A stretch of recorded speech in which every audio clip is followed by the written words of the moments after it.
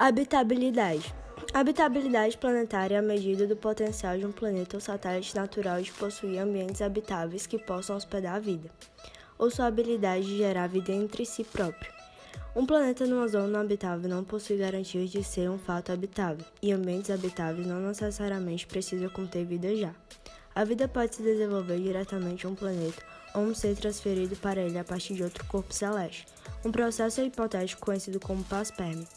Como a existência de vida fora da Terra é desconhecida, a habitabilidade planetária é largamente uma extrapolação das condições da Terra e as características do Sol e do Sistema Solar, que parecemos favoráveis para o florescimento da vida. Pesquisa e teoria nesses requisitos são um componente da ciência planetária e da emergente ciência da astrobiologia. A formação de um planeta habitável.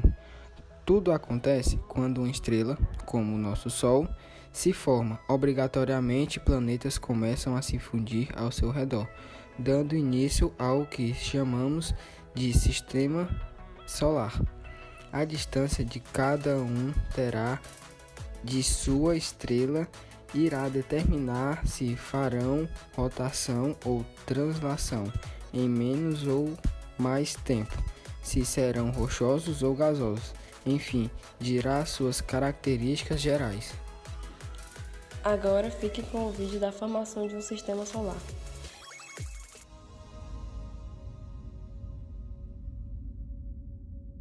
Over hundreds of thousands of years, countless supernovas spread and mingle. And this is what they become: immense clouds made from ancient hydrogen gas mixed with the remains of long-dead stars. It's a stellar nursery, a place where new stars and new planets are born.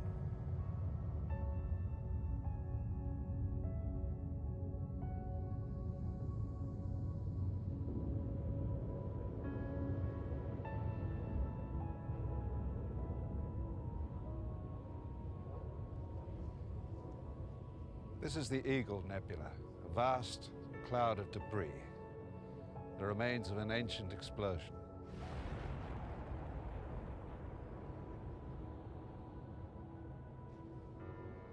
At its heart, new stars and worlds are being created. These interstellar clouds are immense. Each one of these bright dots is a star, many of them much bigger than our own sun. It was in a place like this that our solar system was born.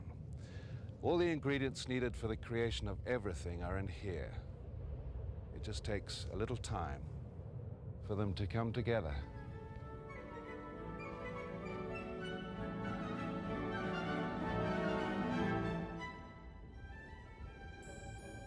It's a dance that lasts millions of years.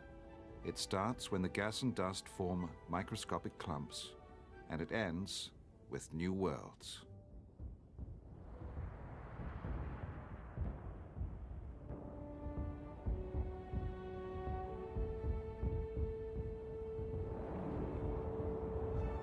As the clumps get bigger, they start to stick together too. They form clumps of clumps, always bigger, always heavier, all swirling around each other.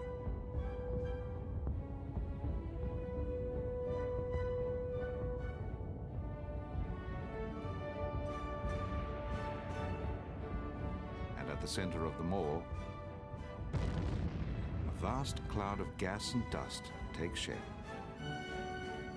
A whirling ball of matter, sucking in everything. It grows bigger and bigger, hotter and hotter, until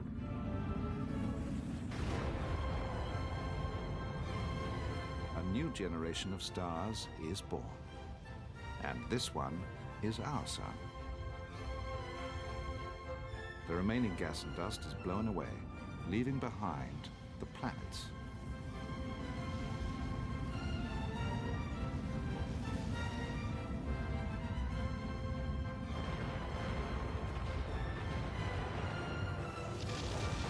They keep growing. Smaller lumps of rock fall onto them for millions more years. And when it's over, a new world is revealed. Our world. The Earth. Para que um planeta possa surgir vida, ele precisa estar numa zona habitável. que é uma região do espaço ao redor de uma estrela, onde o nível de radiação emitida pela mesma permitiria a existência de água líquida na superfície de um planeta satélite natural que ali se encontre, sem que os oceanos fervam por causa da estrela estar perto demais, e sem que os oceanos congelem pela estrela estar longe demais. A Terra, por exemplo, está no interior deste limite. Essa imagem mostra onde é uma zona habitável. Ao observar lá, vemos que ela está entre Vênus e Marte.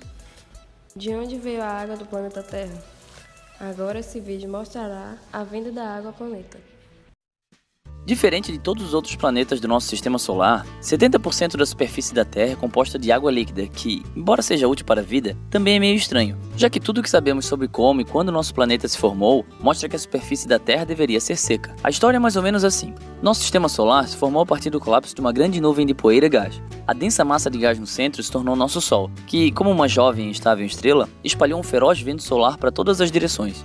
Com o passar do tempo, essa corrente de partículas empurrou a nuvem de gás cada vez mais longe, deixando apenas partículas sólidas para trás, que se agruparam em rochas, planetesimais e finalmente os planetas rochosos do sistema solar interior que conhecemos hoje. E aqui temos um problema. Água em forma de gelo não poderia ter sido uma das partículas sólidas que ficou para trás antes da formação do nosso planeta, porque o sistema solar era muito quente para permitir água congelada, e qualquer vapor de água teria sido expelido para longe pelos ventos solares. Então, se a Terra não tem água desde o início, como acabamos com esses oceanos gigantescos? Nós sabemos que H2O não foi fabricado aqui ao longo das eras, porque processos naturais como combustão, respiração e fotossíntese criam e destroem quantidades aproximadamente iguais de água. E, de qualquer forma, a quantidade em questão é tão pequena que nem conta para a abundância de água do planeta. Já que a água da Terra não veio no pacote nem foi fabricada por aqui, deve ter vindo de muito longe, em meteoritos e cometas ou outros organismos com origem no sistema solar exterior, onde estavam longe o suficiente do Sol para permitir que existisse água congelada. É de se imaginar que essas bolas de gelo que chamamos de cometas sejam as responsáveis pela origem da nossa água. Mas essa hipótese foi descartada quando descobrimos que os cometas são muito mais ricos em hidrogênio pesado do que a água da Terra. Hidrogênios pesados possuem um nêutron e um próton no seu núcleo, e para cada 1 milhão de átomos de hidrogênio na água da Terra, somente cerca de 150 são pesados, enquanto a água de cometas possui o dobro disso. Essas assinaturas químicas que não batem foi o que sugeriu que a água da Terra não poderia ter chegado em cometas. Então, a fonte mais provável da água na Terra é um tipo de meteorito chamado côndrito carbonáceo. Côndrito é apenas o nome dado à classe dos meteoroides rochosos que costuma atingir a Terra com maior frequência. Mas apenas os côndritos carbonáceos contêm água, bem como bastante carbono, caso não tenha adivinhado pelo nome. Eles têm água neles porque foram formados fora do limite frio do disco protoplanetário do Sol. E além disso, a água neles tem um nível de hidrogênio pesado semelhante ao da água da Terra, fortemente sugerindo que sejam a fonte das nossas calotas de gelo, nuvens, rios e oceanos. E foi assim, do espaço, que veio a água que transformou nosso planeta em um pálido ponto azul. O efeito estufa, herói ou vilão. Quando ouvimos o termo efeito estufa, logo vem à cabeça a expressão aquecimento global. À primeira vista, ao contrário do que possa parecer, o efeito estufa não é nocivo ao planeta, sendo essencial para que ele mantenha a sua temperatura estável na superfície. Esse fenômeno natural, vital para a manutenção da vida na Terra, se dá pela retenção de cerca de 60% da radiação dos raios solares que incidem sobre o globo terrestre. Isso é possível graças a um conjunto de gases formado pelo dióxido de carbono, metano, óxido de azoto e ozônio, que somam menos de 1% da composição total da atmosfera da Terra. Entretanto, o grave vilão que intensifica o efeito estufa torna um problema ambiental para o planeta. Reside no aumento de concentrações de dióxido de carbono na atmosfera, proveniente principalmente da queima de combustíveis fósseis e da destruição de florestas tropicais. Vênus e Marte, projetos fracassados. Vênus e Marte, os nossos vizinhos, porque eles não desenvolveriam vida igual à Terra. Bom, que suas condições nos informam sobre o passado e o presente da Terra, ou o que é mais ainda importante, sobre o futuro. Vênus é um planeta quase gêmeo da Terra, no que diz respeito à massa e o tamanho, mas as semelhanças param por aí. Eternamente coberto de nuvens, com uma pressão atmosférica 90 vezes superior à terrestre, uma temperatura superficial de quase 500 graus. Vênus é um excelente exemplo de planeta, onde o efeito estufa descontrolou-se completamente. Marte nos ensina uma lição completamente diferente, muito menor do que a Terra, com 10% da massa e metade do tamanho. O planeta aparentemente sempre esteve dentro da zona habitável.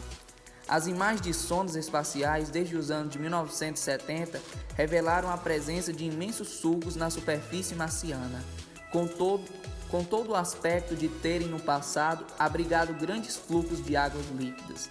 Entretanto, Marte hoje em dia é um deserto completamente seco e muito frio, com a temperatura média na superfície de 50 graus Celsius abaixo de zero.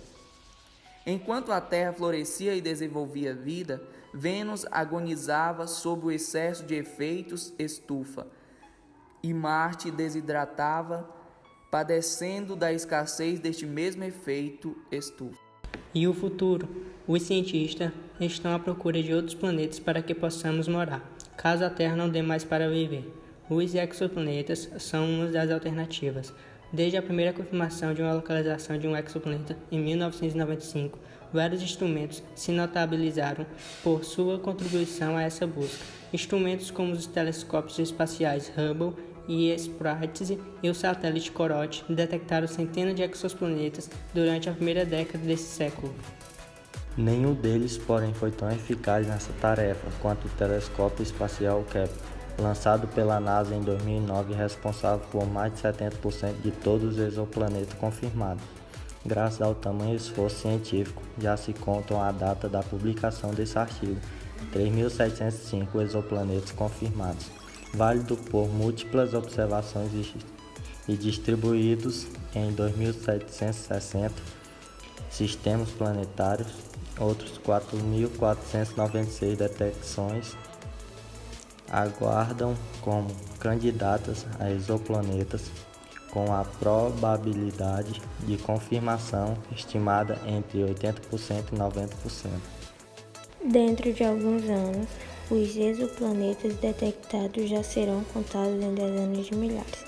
Além de colaborar com a teoria de formação estelar, a abundância de exoplanetas abre grande perspectiva de pesquisa. Áreas como química, geologia e biologia podem encontrar nesses mundos em condições tão diversas da Terra, campo fértil para o desenvolvimento de novas teorias. Tudo indica que o estudo dos exoplanetas se consolidará como uma das frentes mais promissoras da ciência contemporânea. Bom, esse foi o nosso trabalho. Esperamos que vocês tenham gostado.